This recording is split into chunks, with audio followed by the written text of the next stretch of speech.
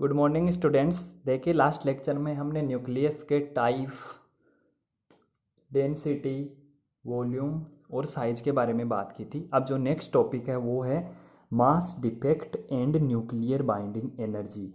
हिंदी में बोला जाता है द्रव्यमान क्षति तथा नाभिकीय बंधन ऊर्जा। इसमें देखो जो क्वेश्चन पूछा जाता है वो कुछ इस प्रकार पूछा जाता है कि द्रव्यमान क्षति तथा नाभिकीय बंधन ऊर्जा को समझाइए। तो हम सबसे पहले बात करते हैं द्रव्यमान क्षति यानी मास डिफेक्ट की। ये क्या होता है? तो देखो मैं आपको एक एग्जाम्पल समझाता हूँ कि ये होता क्या है। तो हम जब भी किसी न्यूक्लियस की बात करते हैं, अर्थात हम जब नाभिक की बात करते हैं, तो हम जानते हैं कि नाभिक में दो प्रकार के कण पाए जाते हैं। कौन कौन से? एक तो होता है प्रोटॉन और एक कौन होता है? न्यूट्रॉन। अब मुझे बताओ, जब मैं आपको ये पूछूं कि बताओ नाभिक का जो द्रव्यमान होगा वो कितना होगा, तो क्या आप ऐसे बोल सकते हो कि जो नाभिक का द्रव्यमान होगा वो प्रोटॉन के द्रव्यमान प्लस न्यूट्रॉन के द्रव्यमान के योग के बराबर होगा? सही बात है कि जितने प्रोटॉन है आप उनका द्रव्यमान निकाल लोगे और जितने न्यूट्रॉन है उनका द्रव्यमान निकाल दोगे।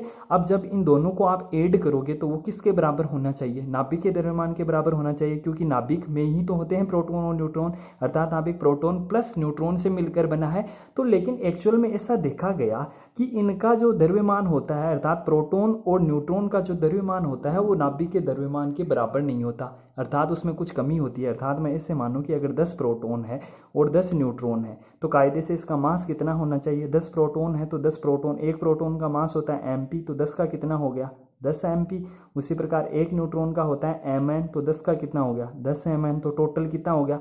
10 mp प्लस 10 mn। और आप जानते हो mp और mn बराबर होते हैं, तो क्या होना चाहिए? 20 mp। बट देखा गया कि जो न्यूक्लियस का जो मास था वो था 19.998 mp, अर्थात पूरा 20 mp नहीं था। या इसको मैं दूसरे एग्जांपल से समझाऊं कि सपोज दैट आपके पास 3 बकेट है, बकेट मतलब 3 बाल्टियां हैं, इन तीनों बाल्टी में 1-1 लीटर वाटर है, ठीक है, इसमें भी 1 लीटर है, इसमें भी 1 लीटर है। अब एक ऐसी बकेट लेकर आओ जो 3 लीटर की हो, ठीक है। अब आपको मैं कहूँ कि ये वाटर आप इस बाल्टी के अंदर डालो, तो बताओ क्या इसमें जो वाटर आएगा वो 3 लीटर होगा? यस और नो? आपके पास पहले क्या थी? 3 बाल्टियां थी जिन तीनों में 1-1 लीटर वाटर था। अब मैंने कहा कि मैं एक ऐसी बाल्टी लेकर आता हूँ जिसकी कैपेसिटी क्या है? 3 लीटर की। अब जब आपने तीनों लीटर 1-1 लीटर वाटर इसके अंदर डाल दिया तो बताओ क्या इसमें एग्जैक्ट 3 लीटर वाटर आ जाएगा?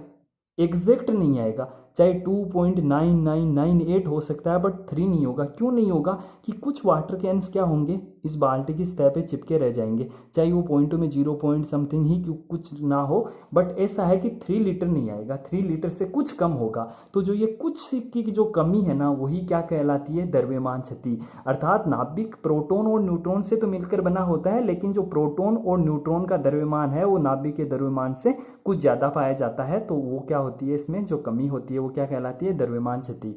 अर्थात किसी नाभिक का मान नाभिक में उपस्थित प्रोटॉन व न्यूट्रॉन के द्रव्यमान के योग के बराबर होता है, परंतु वास्तविक रूप से उसका द्रव्यमान कम होता है। द्रव्यमान की इस कमी को ही क्या बोला जाता है? द्रव्यमान क्षति। मैं एक बार रिपीट कर देता हूं कि आपके पास 1-1 लीटर की 3 बाल्टियां हैं। अब अगर आप एक ऐसी बाल्टी लेकर आओ जिसकी कैपेसिटी 3 लीटर हो, अब मैं कहूं कि इन तीनों लीटर की बाल्टियों को आप इस बाल्टी के अंदर वाटर डालो, तो क्या इस बाल्टी का वाटर की जो कैपेसिटी होगी वो 3 लीटर होगी? नहीं होगी, 2.998 हो सकती है बट एग्जैक्ट 3 लीटर नहीं होगी। तो जो यहाँ पे जो कमी है वो क्या कहलाती है? द्रव्यमान क्षति। अर्थात जो नाभिक है वो प्रोटॉन और न्यूट्रॉन से तो मिलकर बना है, परंतु जो इनका द्रव्यमान है वो हमेशा क्या होगा? कम प्राप्त होता है। तो अब देखो कि किसी परमाणु के नाभिक में प्रोटॉनों की संख्या p है व न्यूट्रॉनों की संख्या कितनी है? n है। तो बताओ उसका वास्तविक द्रव्यमान अगर मैं मानूं m वास्तविक होगा तो द्रव्यमान क्षति क्या होनी चाहिए? अब मुझे बताओ कितने प्रोटॉन है? p प्रोटॉन है, एक प्रोटॉन का मास कितना होता है? mp। तो बताओ p का pmp नहीं होगा? होगा p इंटू एम पी। ए का कितना है? mp, तो p का कितना हो जाएगा? pmp। उसी प्रकार न्यूट्रॉन कितने हैं? n। एक न्यूट्रॉन का मास कितना है? mn, तो n का कितना हो जाएगा? nmn। ये तो हुआ उसका द्रव्यमान जो आपको मिला, बट आपने जब वास्तविक देखा तो वो क्या था? हमेशा कमी होता है भाई। नाभिक जैसे अभी अभी मैंने बताया ना कि प्रोटॉन और न्यूट्रॉन 10-10 हो तो होना क्या चाहिए? 20, बट आपको नाभिक का कितना मिला? 9.998। तो जो ये 19.998 है वो किसको बता रहा है? वास्तविक को। और एक्चुअल में है कितना? 4 mp, sorry P M P plus N M N minus M वास्तविक। यहाँ पे एम पी क्या है? वो है प्रोटॉन का द्रव्यमान, और एम एन क्या है? न्यूट्रॉन का द्रव्यमान। इनकी वैल्यू आप जानते हो 1.67 इंटू 10⁻⁻27 kg, और इतनी ही वैल्यू किसकी होती है? न्यूट्रॉन की वैल्यू। तो ये होती है द्रव्यमान क्षति। अब देखो नेक्स्ट टॉपिक है द्रव्यमान ऊर्जा तुल्यता संबंध। तो आपने आइंस्टीन का एक रिलेशन पढ़ा है, E बराबर mc²। ये क्या बताता है? ये बताता है कि आप एनर्जी को मास में कन्वर्ट कर सकते हो और मास को किस में कन्वर्ट कर सकते हो? एनर्जी में। यही है द्रव्यमान ऊर्जा तुल्यता संबंध। आइंस्टीन के अनुसार जिस प्रकार ऊर्जा को द्रव्यमान से संबंधित किया जा सकता है, उसी प्रकार द्रव्यमान को भी किससे संबंधित कर सकते हैं? ऊर्जा से। तो ता किसी m द्रव्यमान के कारण ऊर्जा क्या होती है? E बराबर mc²। और जो यहाँ पे c है वो है निर्वात में प्रकाश का वेग, उसकी वेलोसिटी होती है 3 × 10⁸ मीटर पर सेकेंड। अब देखो कुछ न्यूमेरिकल है इसी टॉपिक पे। तो पहला 1 kg द्रव्यमान के तुल्य कितनी ऊर्जा होगी? तो देखो मैंने क्या कहा था, जब भी आप न्यूमेरिकल सोल्व करो तो जो आपको वैल्यू गिवन है वो रख लो। तो m बराबर कितना दिया हुआ है? 1 kg। और आप फॉर्मूले से जानते हो E बराबर क्या होता है? mc²। तो m का मान 1, c का मान आप जानते हो 3 × 10⁸ का स्क्वायर पूछा है, तो स्क्वायर कर दो तो क्या आ जाएगा? 9 × 10⁻16 जूल। दूसरा क्वेश्चन है कि 1 ग्राम द्रव्यमान के तुल्य कितनी ऊर्जा होगी? तो आपको क्या दिया हुआ है? मास दिया हुआ है। कितना दिया हुआ है? 1 ग्राम। तो इसको आप अगर किलोग्राम में चेंज करोगे तो 1 किलोग्राम में कितने ग्राम होते हैं? 1000 ग्राम। मैं ऐसे भी लिख सकता हूँ 1 किलोग्राम बराबर 10⁻³ ग्राम। अब यहाँ से अगर मैं 1 ग्राम निकालूंगा तो 10⁻³ का आप क्या कर दोगे? भाग दे दोगे, तो 1/10⁻³। इसको क्या लिखा जा सकता है? 10⁻³ kg। तो क्या आ जाएगा? 1 ग्राम का के इक्वल 10⁻³ kg। आप फॉर्मूला लगाओ E बराबर mc²। तो m का मान 1 × 10⁻³, c का स्क्वायर तो 3 × 10⁸ इंटू 3 × 10⁸। तो क्या आ जाएगा? 9 × 10⁻13 जूल। अब जो तीसरा और मोस्ट इंपॉर्टेंट क्वेश्चन है वो है कि 1 AMU के तुल्य कितनी ऊर्जा होगी? ये न्यूमेरिकल में भी पूछा जाएगा, न्यूमेरिकल में काम आएगा, तो ध्यान से देखना। क्या पूछा है कि 1 AMU के तुल्य ऊर्जा कितनी होगी? तो क्या दिया हुआ है? मास दिया हुआ है। कितना दिया हुआ है? 1 AMU। और आप लास्ट लेक्चर में जानते हो 1 AMU की वैल्यू कितनी होती है? 1.67 × 10⁻27 kg। आप जानते हो आप E बराबर mc²। तो यहाँ पे m का मान रख दो 1.67 × 10⁻27 और यहाँ c का मान 3 × 10⁸। इसको सोल्व करोगे तो आएगा 15.03 × 10⁻11 जूल। बट आपको इलेक्ट्रॉन वोल्ट में आपको उपयोग में लेना है, तो इलेक्ट्रॉन वोल्ट में बदलने के लिए आप क्या करोगे? 1.6 × 10⁻19 से डिवाइड करोगे।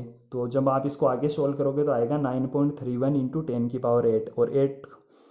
अब इसको आप ऐसे भी लिख सकते हो 931 × 10⁶ इलेक्ट्रॉन वोल्ट। और आप जानते हो 10⁶ को मेगा बोला जाता है, तो इसका क्या मान आ जाएगा? 931 मेगा इलेक्ट्रॉन वोल्ट। तो जो 1 AMU के तुल्य ऊर्जा होती है उसकी वैल्यू कितनी होती है? उसकी वैल्यू होती है 931 mega electron volt. Next question, बंधन ऊर्जा क्या होती है? तो देखो जब किसी नाभिक का विखंडन या संलयन होता है तो द्रव्यमान की कमी होती है। मैंने अभी बताया था कि जो प्रोटॉन प्लस न्यूट्रॉन का जो योग होता है वो नाभिक के इक्वल नहीं होता है। मैंने एग्जाम्पल से भी बताया था कि अगर 10 प्रोटॉन और 10 न्यूट्रॉन का आप योग करोगे तो क्या आएगा? 20 MP।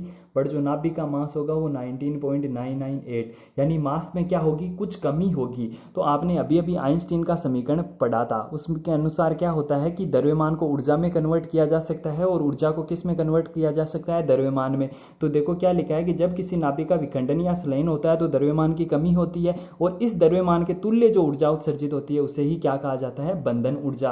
अर्थात जो द्रव्यमान में कमी हुई वो गई कहाँ? वो उस ऊर्जा में कन्वर्ट हो गई, इसीलिए इसकी जो वैल्यू है वो 19.98 आई, ना कि 20 मतलब 20 क्यों नहीं आई?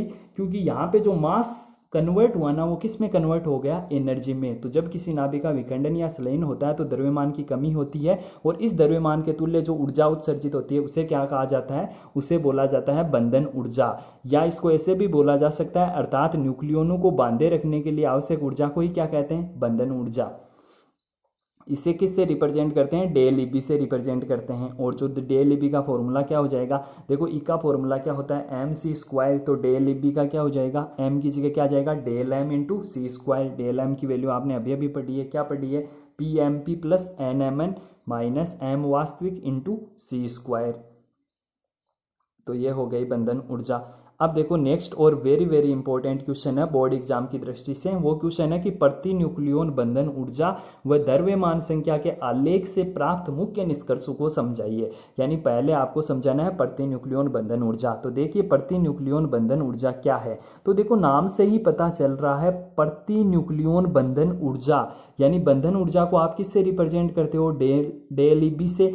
और क्या पूछा है, प्रति न्यूक्लियन। न्यूक्लियन मतलब क्या होता है, प्रोटॉन प्लस न्यूट्रॉन का योग ही क्या कहलाता है, न्यूक्लियन। और प्रोटॉन प्लस न्यूट्रॉन किसके बराबर होता है, अगर ये आपको याद हो तो द्रव्यमान संख्या के। यानी ये बोल रहा है कि डेल ई बी अपॉन ए, सही बोला है। देखो मैं रिपीट कर रहा हूं, क्या बोला कि बंधन ऊर्जा वो भी प्रति न्यूक्लियन, तो बंधन ऊर्जा को किससे रिप्रेजेंट करते हो, डेल ई बी से। अब क्या बोला है, प्रति न्यूक्लियन, प्रति का मतलब आप डिवाइड करो, भाग दो, किसका दो, न्यूक्लियन का। न्यूक्लियन क्या होता है, प्रोटॉन प्लस न्यूट्रॉन का योग ही तो न्यूक्लियन कहलाता है, और इनका योग किसके बराबर होता है, द्रव्यमान संख्या के। तो इसकी डेफिनेशन क्या आ गई कि बंधन ऊर्जा व परमाणु द्रव्यमान संख्या के अनुपात को क्या कहा जाता है, प्रति न्यूक्लियन बंधन ऊर्जा। बंधन ऊर्जा व परमाणु द्रव्यमान संख्या के अनुपात को क्या कहा जाता है, प्रति न्यूक्लियन बंधन ऊर्जा कहते हैं। इसको जो रिप्रेजेंट करते हैं वो करते हैं del E B bar. Del E B के ऊपर आप क्या लगा देते हो, बार लगा देते हो, तो क्या आ जाएगा, डेल ई बी अपॉन ए। अर्थात किसी परमाणु की प्रति द्रव्यमान संख्या की बंधन ऊर्जा को प्रति न्यूक्लियन बंधन ऊर्जा कहते हैं। हाँ, इसको इस प्रकार भी बोला जा सकता है, क्या बोला है कि किसी परमाणु की प्रति द्रव्यमान संख्या की बंधन ऊर्जा को क्या कहते हैं, प्रति न्यूक्लियन बंधन ऊर्जा कहते हैं। अब देखो नीचे एक नोट है इंपॉर्टेंट, कि जिस नाभिक की प्रति न्यूक्लियन बंधन ऊर्जा का मान अधिक होता है वो नाभिक अधिक स्थायी होता है। अर्थात प्रति न्यूक्लियन बंधन ऊर्जा नाभिक के स्थायित्व को व्यक्त करती है। तो क्या कहा कि जिस नाभिक की प्रति न्यूक्लियन बंधन ऊर्जा का मान अधिक होता है उस वो नाभिक अधिक स्थायी होता है। अब आप कहोगे सर कैसे पता चला, तो बताओ, जिसकी प्रति न्यूक्लियन बंधन ऊर्जा अधिक होगी उसकी बंधन ऊर्जा भी क्या हो जाएगी, अधिक हो जाएगी। तो जब प्रति न्यूक्लियन बंधन ऊर्जा का मान अधिक है तो उस नाभिक को तोड़ने के लिए आपको क्या करना पड़ेगा, ज्यादा एनर्जी देनी पड़ेगी, और अगर आप ज्यादा एनर्जी दोगे तो वो नाभिक उतना ही क्या होगा, स्थायी होगा। तो ये बात आप याद रखना कि जिस नाभिक की प्रति न्यूक्लियन बंधन ऊर्जा का मान जितना अधिक होगा वो नाभिक उतना ही अधिक स्थायी होगा। और क्यों होगा, क्योंकि अगर उसकी बंधन ऊर्जा का मान ज्यादा है तो उसको ब्रेक करने के लिए आपको ज्यादा एनर्जी की आवश्यकता पड़ेगी। अब इसी में पूछा गया था कि प्रति न्यूक्लियन बंधन ऊर्जा व द्रव्यमान संख्या के मध्य आलेख बनाइए। तो देखिए यहाँ पे हमने इस y एक्सिस पे ले रहे हैं प्रति न्यूक्लियन बंधन ऊर्जा को। आप जानते हो प्रति न्यूक्लियन बंधन ऊर्जा को किससे रिप्रेजेंट करते हो, डेल ई बी के ऊपर बार, और आपने जो एनर्जी ले रखी है वो ले रखी है मेगा इलेक्ट्रॉन वोल्ट में, और इस पे आपने ले रखी है द्रव्यमान संख्या यानी मास नंबर। ठीक है, तो ये ग्राफ है डेल ई बी बार और एक के मध्य। तो ग्राफ कुछ इस प्रकार आपको प्लॉट करना है कि यहाँ पे हाइड्रोजन परमाणु है, यहाँ पे हीलियम है, यहाँ पे कार्बन, यहाँ पे ऑक्सीजन, यहाँ पे फ्लोरीन, ये है एफ ई, ये क्रिप्टोन, स्ट्रोंशियम, यूरेनियम। तो ये ग्राफ है, यहाँ पे फ्यूजन, यहाँ पे फिजन। अब देखिए मैं इस ग्राफ से आपको इसके निष्कर्ष समझाता हूँ। तो देखिए जो पहला पॉइंट है वो देखो क्या है कि निकेल और फेरस प्रकृति में सर्वाधिक स्थायी नाभिक है और इनकी प्रति न्यूक्लियन बंधन ऊर्जा का मान 8.8 मेगा इलेक्ट्रॉन वोल्ट के बराबर है।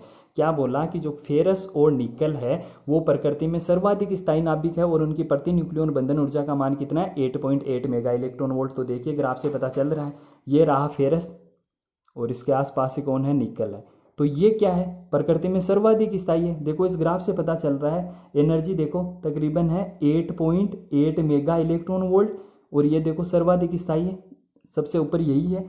तो ये आपको पता है किसको दिखा रहा है, बंधन ऊर्जा को। तो जिसकी मैंने क्या कहा था, प्रति न्यूक्लियन बंधन ऊर्जा जितनी ज्यादा होगी वो नाभिक उतना ही क्या होगा, स्थायी होगा। तो बताओ इसमें सबसे ऊपर कौन सा बिंदु दिख रहा है, फेरस ही तो दिख रहा है। तो फेरस की प्रति न्यूक्लियन बंधन ऊर्जा का मान कितना होता है, 8.8 मेगा इलेक्ट्रॉन वोल्ट, और जो प्रकृति में है सर्वाधिक स्थायी तत्व कौन सा है, फेरस ही है। अब देखो दूसरा पॉइंट है कि द्रव्यमान संख्या का मान 50 से 100 के बीच नाभिकों की प्रति न्यूक्लियन बंधन ऊर्जा का मान लगभग समान है, और कितना है, 8.1 मेगा इलेक्ट्रॉन वोल्ट के बराबर होता है। अतः ये नाभिक स्थायी होते हैं। तो क्या कहा है कि 50 से 100 के बीच। तो देखिए इस ग्राफ से कि ये रहा तकरीबन 50 और ये रहा तकरीबन 100। तो यहाँ पे जो ग्राफ है वो लगभग आपको कैसा दिख रहा है, स्ट्रेट लाइन दिख रही है, और आपको पता है स्ट्रेट लाइन दिख रही है, इसका मतलब यहाँ जो वैल्यू है वो है तकरीबन 8.8 मेगा इलेक्ट्रॉन वोल्ट, औसत की बात कर रहे हैं। तो यहाँ जो नाभिक है वो सभी क्या होते हैं, स्थायी। तो जो 50 से लेकर 100 के बीच जो प्रति न्यूक्लियन बंधन ऊर्जा का मान लगभग क्या होता है,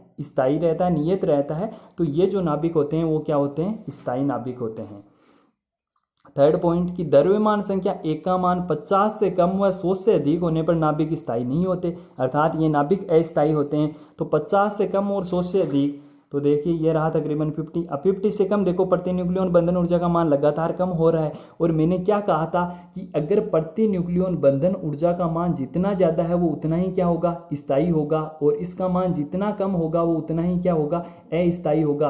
तो बताओ जब आप 50 से कम की बात करते हो तो देखो ग्राफ नीचे की तरफ जा रहा है, इसका मतलब प्रति न्यूक्लियन बंधन ऊर्जा का मान क्या हो रहा है, कम हो रहा है। तो वो नाभिक बताओ स्थायी होंगे या अस्थायी, ये क्या होंगे, अस्थायी होंगे। इसी प्रकार देखो 100 से अधिक, तो यहाँ तकरीबन 100। अब देखो 100 के बाद भी ग्राफ क्या हो रहा है, डाउनवर्ड नीचे की तरफ जा रहा है, यानी डेल ईबी बार का मान क्या हो रहा है, कम हो रहा है। तो बताओ वो स्थायी होंगे या क्या होंगे, अस्थायी, क्योंकि मैंने कहा था प्रति न्यूक्लियन बंधन ऊर्जा का मान जितना ज्यादा होगा वो उतने ही स्थायी होंगे, और प्रति न्यूक्लियन बंधन ऊर्जा का मान जितना कम होगा वो उतने ही क्या होंगे, अस्थायी। और स्थायी क्यों होंगे, इसकी भी वजह मैं बता चुका हूं कि प्रति न्यूक्लियन बंधन ऊर्जा का मान ज्यादा होगा तो आपको नाभिक को तोड़ने के लिए ज्यादा एनर्जी की आवश्यकता पड़ेगी। नेक्स्ट पॉइंट देखिए कि द्रव्यमान संख्या का मान 50 से कम होने पर दो छोटे नाभिक मिलकर स्थायी नाभिक में परिवर्तित होते हैं, जिसके कारण ये स्लेन की प्रकृति रखते हैं। तो देखो अब आप चाहते क्या हो कि प्रति न्यूक्लियन बंधन ऊर्जा का मान बढ़े, क्योंकि प्रति न्यूक्लियन बंधन ऊर्जा का मान बढ़ेगा तभी तो नाभिक क्या होंगे, स्थायी, क्योंकि प्रति न्यूक्लियन बंधन ऊर्जा जितनी ज्यादा होंगी वो नाभिक उतना ही क्या होगा, स्थायी होगा। तो अब मुझे बताओ छोटे नाभिक है, आपको क्या करना है, इनको ऊपर की तरफ जाना है। इस ग्राफ में ऊपर की तरफ आप कब जा सकते हो, जब दो संख्याओं को ऐड करोगे तभी तो आप क्या होगे, ऊपर की तरफ बढ़ोगे। अरे भाई जब ऊपर जाओगे तब भी तो क्या होगा, प्रति न्यूक्लियन बंधन ऊर्जा बढ़ेगी और तभी नाभिक क्या होंगे, स्थायी। इसका मतलब ये नाभिक आपस में जुड़ेंगे या टूटेंगे, ये जुड़ेंगे, जुड़कर ये क्या होंगे, जैसे जैसे ऊपर जाएंगे वैसे वैसे क्या होगा, प्रति न्यूक्लियन बंधन ऊर्जा का मान क्या होता जाएगा, बढ़ता जाएगा। तो जो 50 से कम के नाभिक होते हैं वो क्या करेंगे, आपस में जुड़ेंगे, और नाभिकों का जुड़ना ही क्या कहलाता है, स्लेन। तो 50 तक जो नाभिक है उनमें क्या होगा, स्लेन होगा। और मुझे बताओ मैंने क्या कहा था, 100 से अधिक जो नाभिक है जिनका परमाणु 100 से अधिक, जिनकी द्रव्यमान संख्या है वो भी तो क्या है, अस्थायी। अब बताओ ये भी क्या चाहेंगे कि इनकी भी प्रति न्यूक्लियन बंधन ऊर्जा का मान बढ़ना चाहिए, ये भी मतलब क्या करेंगे, अब ऊपर की तरफ जाना चाहेंगे। तो बताओ जब ये ऊपर की तरफ जाना चाहेंगे तो क्या होगा, ये जुड़ेंगे या टूटेंगे, ये टूटेंगे, क्योंकि देखो ये है मान लो 92 यूरेनियम 235, जब आप इसको ब्रेक करोगे तो मान लो बेरिलियम आ गया या क्रिप्टोन आ गया, तो क्या हुआ, क्रिप्टोन आ गया। तो देखो आप ऊपर की तरफ जा रहे हो ग्राफ में, और आप यही चाहते हो, क्योंकि ग्राफ में आप जैसे जैसे ऊपर जाओगे प्रति न्यूक्लियन बंधन ऊर्जा का मान क्या होता जाएगा, बढ़ता जाएगा। तो जो 100 से अधिक वाले नाभिक है वो तो आपस में क्या होंगे, वो तो ब्रेक होंगे, वो तो टूट के छोटे नाभिकों में परिवर्तित होंगे, और जो 50 से कम है वो छोटे नाभिक जुड़कर क्या करेंगे, बड़े नाभिकों का निर्माण करेंगे। तो यही बात इसने लिखी है कि द्रव्यमान संख्या का मान 50 से कम होने पर दो छोटे नाभिक मिलकर स्थायी नाभिक में परिवर्तित होते हैं, जिसके कारण ये जुड़ते हैं, तो इसको क्या बोला जाता है, स्लेन। और द्रव्यमान संख्या 1 का मान 100 से अधिक हो तो ये नाभिक टूटकर क्या होंगे, स्थायी नाभिकों में परिवर्तित होते हैं, और नाभिक का टूटना क्या कहलाता है, विखंडन। नाभिकों का जुड़ना कहलाता है स्लेन और टूटना क्या कहलाता है, विखंडन। ऐसा क्यों हुआ, क्योंकि जब 100 से अधिक होगा तो इनकी प्रति न्यूक्लियन बंधन ऊर्जा का मान कम होगा, और ये चाहेंगे कि प्रति न्यूक्लियन बंधन ऊर्जा बढ़े, तो बढ़ने के लिए क्या करेंगे, छोटे नाभिकों में टूटेंगे। और इसी प्रकार ये जो 50 से कम है इनकी प्रति न्यूक्लियन बंधन ऊर्जा का मान कम है, और ये चाहेंगे कि प्रति न्यूक्लियन बंधन ऊर्जा का मान बढ़े, इसलिए ये आपस में क्या होंगे, संलयन करेंगे, और ये क्या होंगे, विखंडन। नाभिकीय विखंडन व संलयन दोनों में ही क्या होती है, ऊर्जा मुक्त होती है। और जो लास्ट पॉइंट है वो है कि जिन नाभिकों के लिए एक का मान 4 का गुणज होता है, जैसे 4, 8, 12 व 16, उनके लिए डेल ईबी बार यानी प्रति न्यूक्लियन बंधन ऊर्जा का मान निकटवर्ती नाभिकों की तुलना में कहीं अधिक होता है, अतः ये अपेक्षाकृत अधिक स्थायी होते हैं। देखिए ग्राफ से देखो 2He4 है, 6C12 है, 8O16 है। तो अब देखो 8O16 को देखो, और एक देखो 9F18, बताओ किसकी प्रति न्यूक्लियन बंधन ऊर्जा का मान अधिक है। देखो 9F18 की तकरीबन 7.5 है, और 8O16 की 8 पॉइंट समथिंग है। इसका मतलब किसकी ज़्यादा है, 8O16 की। तो यही तो बोला है कि जिनकी द्रव्यमान संख्या 1 का मान 4 का गुणज होता है उनके लिए प्रति न्यूक्लियन बंधन ऊर्जा का मान निकटवर्ती नाभिकों की तुलना में अधिक होता है। तो देखो निकटवर्ती नाभिक की तुलना में अधिक है। इसी प्रकार यहाँ पे 6C12 और 7N14, तो देखो 7N14 के लिए तकरीबन 7 पॉइंट समथिंग है, और यहाँ 7.9 यानी 8 के तकरीबन है। तो ये था प्रति न्यूक्लियन बंधन ऊर्जा व द्रव्यमान संख्या के बीच जो ग्राफ थे उनके निष्कर्ष। Thank you students.